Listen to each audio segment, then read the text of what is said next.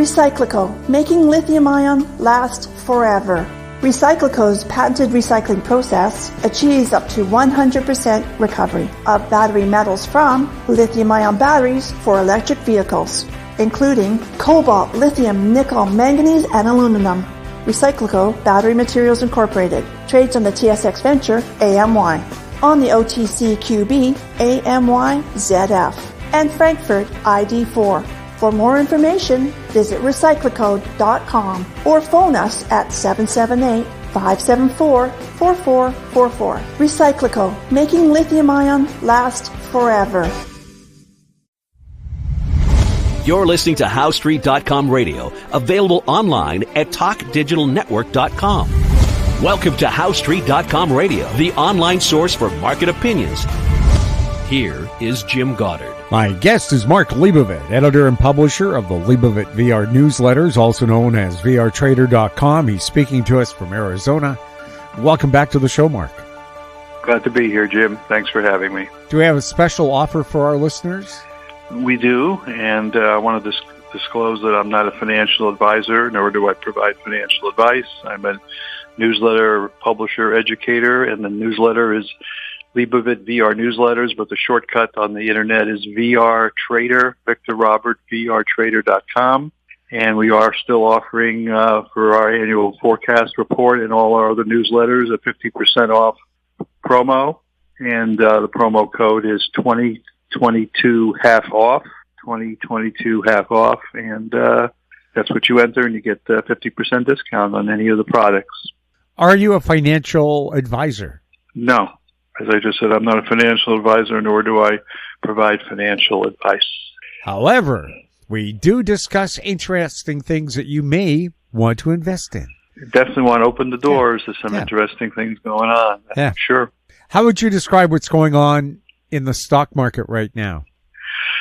It's really wild. A lot of cycles in play and so forth. I've been a bear here since mid-March. The big reversal patterns technically saying we're going to have a correction. And for the most part, we have right now, we had a little cycle point here the last couple of days. And we also have what is known as end of the month window dressing, where the last couple of days of the month, window dressing purchases are made to make the portfolio look more accommodative to what's happening. So we're getting a little bounce. We also have earnings reports all over the place, which is, really a road show. It's really amusing the way these earnings reports come out. You get a couple, three bad ones, Netflix and IBM and a couple others, and then Facebook, Meta, Google come out with positive ones. Tesla had the big negative one, and it's like it's like a circus. I mean, up 30 points, down 30 points. Some of these big multi-$100 price stocks. So it's fun for traders if you can catch some of the action. If you're long term, you shouldn't be paying attention to any of it because you're just looking for the big picture move. But I still think we're in a corrective phase here. And I don't think it's over so fast. We have the summer solstice coming up in June, and we had the vernal equinox in March. And I use some of these big cycle points as possible areas of change of direction in the markets. And we see many of them work. We also use some short-term cycles. We use our volume work. But right now, I think we're headed down to correct the big run-up that we had here for the early part of the year. And then, it should be over by June, I would think. You got the presidential election cycle, and all kinds of other stuff going on out there. But what's mostly amusing, and I've said this so many times on the broadcast, I mean, the discussion is, what's the Federal Reserve going to do? At the beginning of the year, they're going to cut interest rates 5-6 times this year, and now they're down to maybe zero. And the whole life of the market depended on what the Fed was doing with interest rates, which is so ridiculous because they have so little to do with the real inflation problem, which you and I have discussed. They have no control over what U.S. Congress does, spending like drunken sailors. They have no control over international geopolitical events, which have tremendous impact on the world and on the markets. We have essentially World War III already well underway. I mean, you've got planes dropping bombs all over the place. U.S. bombing in Syria or Jordan, or they're attacking U.S. forces, and Israel is counterattacking Iran, and Ukraine is still fighting like crazy, and the money is being sent over there to support that war, and then defense of Philippines is being talked about now to protect Philippines from China's encroachments. I mean, it's just over the top.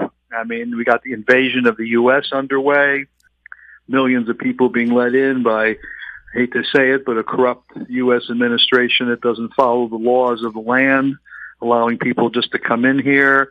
Not only that, support them financially to the detriment of people on the street and other people in this country that need support.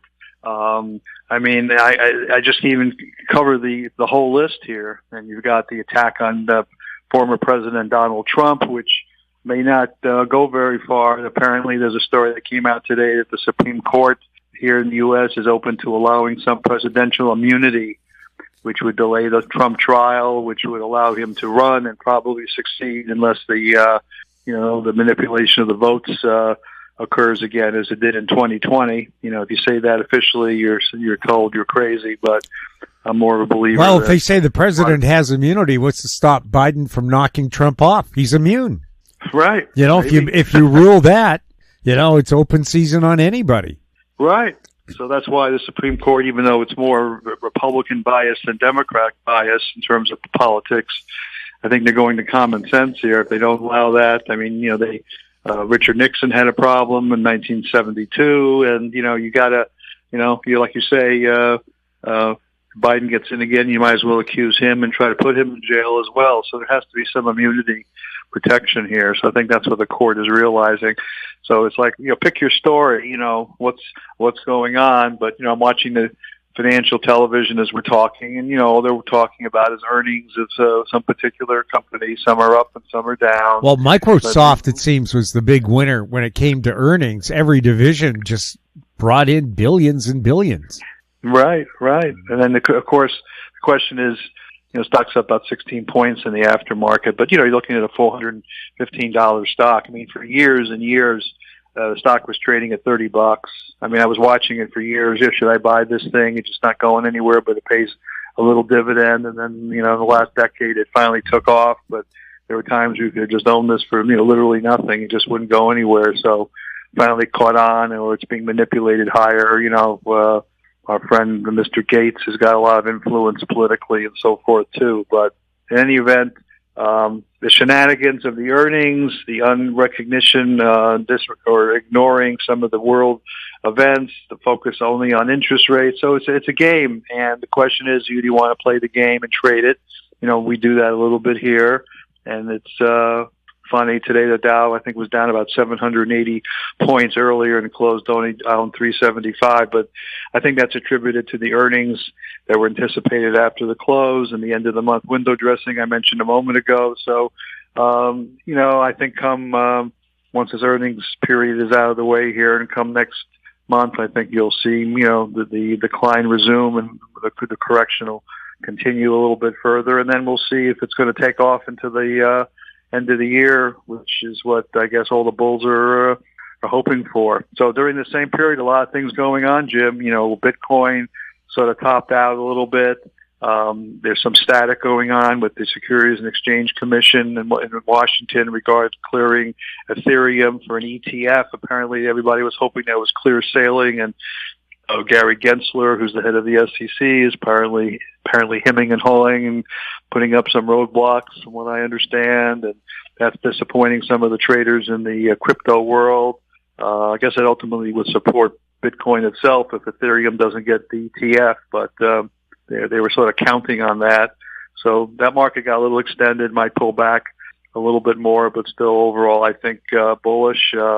Precious metals, went through the roof here, not so much silver, but gold, and got overextended, and that's why it started to settle back here a little bit. I mean, for the longest time, we were just salivating, gee, will gold ever break out, above that, 1900 high, and then maybe in our lifetime we'll see 2300 or so. Well, here we are. We got over 2400. So, one logical thought is, well, maybe that's it. Maybe we finally got the number for years we were looking for, and we shouldn't be so bullish at 2,400, so I think it got ahead of itself here a little bit. And my life experience with gold is it trades all over the place.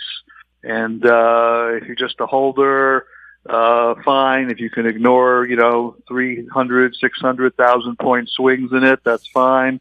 I myself have put out a report thinking it might get to 2,700, though it probably is really worth 10,000. So I suspect it's still a little bit of a corrective phase here too. But with all the shenanigans that are going on around the world with the BRICS nations and the accumulation of gold, huge purchases by China and Russia, we hear about this just about every day, and the inability of the COMEX now, which is the commodity exchange in New York, which handles a lot of the futures contracts. Apparently, they're not as aggressive, or their participants are not as aggressive as they have been in terms of slamming bids into that market and trying to depress prices. So maybe that's changing a little bit.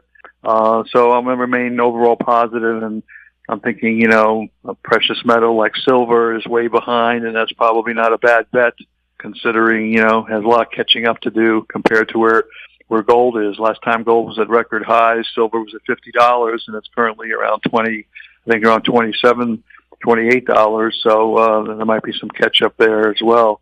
So we're covering a lot of markets here, but oil is holding up relatively well. Got it where it's pretty extended itself, but didn't get into the mid-90s, which would be a sort of a breakout point if it gets above that $95 a barrel area. And I suspect it will. Many of the oil shares are holding tight. They're holding their prices. They're not really correcting that much. So maybe that's attributed to the World War III problem out there, and the need that as EV demand and all this other technology demand expands, we find out more and more that we need the crude oil to I've discussed this in the past with you about that. In fact, J.P. Morgan cautioned. They actually put out a little bulletin saying that the building of more wind, solar, and electric vehicles capacity could increase oil production by 2 million barrels a day by 2030. So that's a good reason to be bullish on oil. If you want to take a longer term view, which you and I have discussed many times. So nothing goes up every day, but the demand will be there for oil, and we'll see if there's a political change of direction here in the U.S. if Donald Trump or Republicans get in and open up the spigots on the oil wells and the oil leases, which the Democrats and Biden have been pushing against. So that that might put a lid on the advance in crude oil, barring some world expansion of the world war situation and blockages and so forth. But if there's more production occurring under a different political administration, that could help the pricing in crude not advance as far as it might otherwise. And that's good summary of where we're at here today. We'll have more with Mark Leibovit right after this. Don't miss out. Stay informed. Receive the HowStreet.com weekly recap with thought-provoking podcasts, radio, and articles delivered to your inbox. Sign up for the HowStreet.com weekly recap on our homepage at HowStreet.com. Welcome back. We're speaking with Mark Leibovit. The U.S. government is trying to reindustrialize the U.S. Is that a good bet? Materials that you'll need to renew infrastructure and factories, things like rebar and concrete. Well, I sure hope so. I don't know.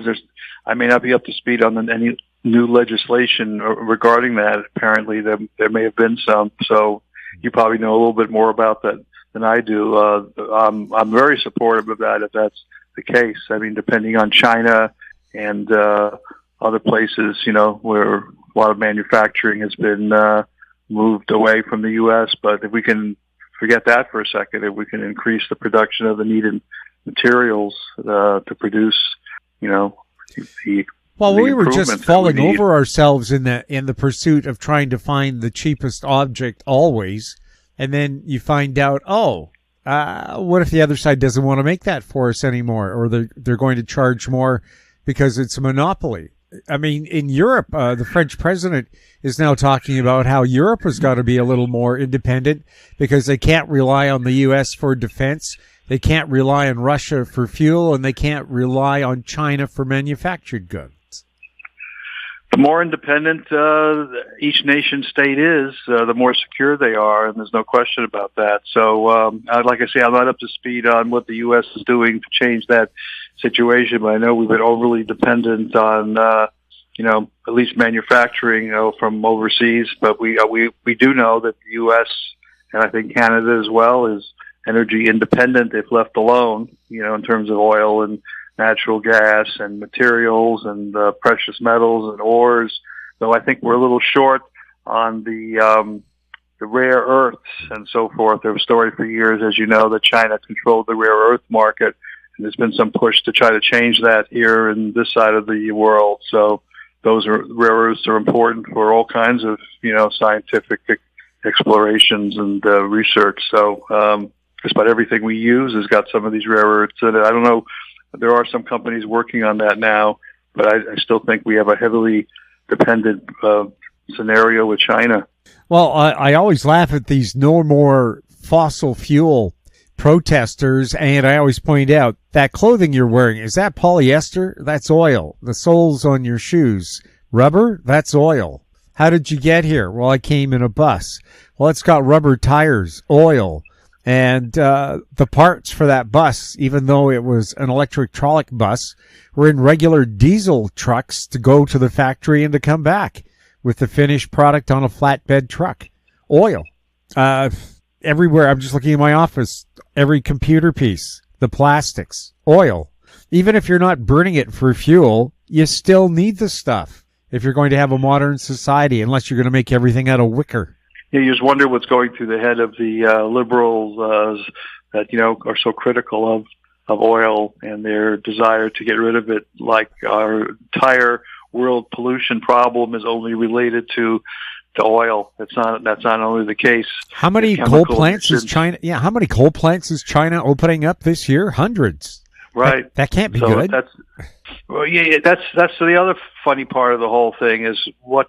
You can jump up and down about green earth and green energy here in North America, but is the rest of the world cooperating? And as you just mentioned, unless those coal plants in China have some pretty significant scrubbers to keep the pollution down, that offsets any positives that we might be creating here. Listen, I'm all for clean air. I mean, I'm not looking to pollute the air, but there is technology to eliminate or reduce it. We have nuclear, which is infinitely better, though it's still fighting its way, higher. But that's changing, I think, slowly. So, I'm sure we're going to have a cleaner Earth one way or another, or Mother Nature will see some dramatic event that we sort of joke about, like super volcano or asteroid or climate shift, polar shift type event that suddenly undoes any positives that we might have tried to create, so we sort of laugh about that, but it's really serious. There have been times where, human Earth is just taken off the planet because of the Mother Earth's indigestion. So it's coming at some point. Hopefully we don't see it in our lifetime, but we've seen some samples of it already, with some volcanic activity and bad weather and fun things going on the planet that really could change things dramatically. So we just have to take it a day at a time. We have no control over that, that's for sure. Well, this article on Google says China's new coal-fired power plants are cleaner than anything operating in the U.S. Their emission standards are much stricter than U.S. standards, and demand for coal-fired power is falling so quickly in China, the nation cannot support its existing fleet. So, yeah, you're right. Scrubbers, carbon capture, and so on, if that's the real cause. Because so many people just keep saying, an electric car, you're just moving the pollution someplace else. Don't know. That may be true. That may be true, Jim. I'm not up to speed, but on the rare earth front, Saskatoon, Saskatchewan, and Quebec have some promising rare earth properties. Oh, good. So we should find out what companies are involved with that, and if they're public, try to invest in them, because we definitely need those. We definitely need those. So that'd be great. Great opportunity. Anything else we should be keeping a close eye on, Mark?